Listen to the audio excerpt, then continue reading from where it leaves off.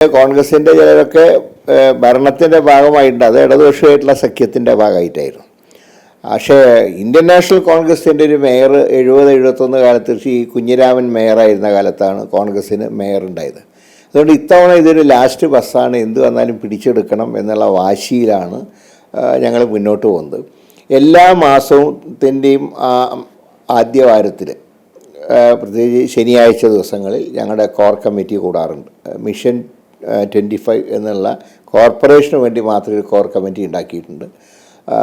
അതുമാത്രമല്ല, ഇപ്പോൾ 100 വാർഡിൽ ഞങ്ങൾക്ക് വാർഡ് കമ്മിറ്റികളായി കഴിഞ്ഞു.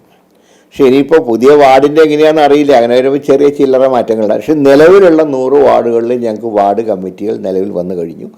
പിന്നെ ഓരോ നേതാക്കന്മാരും സീനിയർ ലീഡേഴ്സൊക്കെ ഞാനുൾപ്പെടെ ഞങ്ങൾ 10 വാർഡ് വെച്ച് ഇതിൻ്റെ ചാർജ് എടുത്തിരിക്കുക. അപ്പോൾ ഞാൻ 10 വാർഡ് എനിക്കുണ്ട്, 10 ward MM Hassan, 10 ward VS Sivakumar, 10 ward Sarathchandra Prasad, അങ്ങനെ ആ രീതിയിൽ ലേസൺ കമ്മിറ്റിയുടെ ജില്ലാ ചെയർമാൻ 10 വാർഡ്, അങ്ങനെ 10 വാർഡ് വെച്ച് സീനിയർ നേതാക്കന്മാർക്ക്, കേരളത്തിലെ സീനിയർ നേതാക്കന്മാർക്ക് വാർഡിൻ്റെ ചുമതല കൊടുത്തിരിക്കുകയാണ്.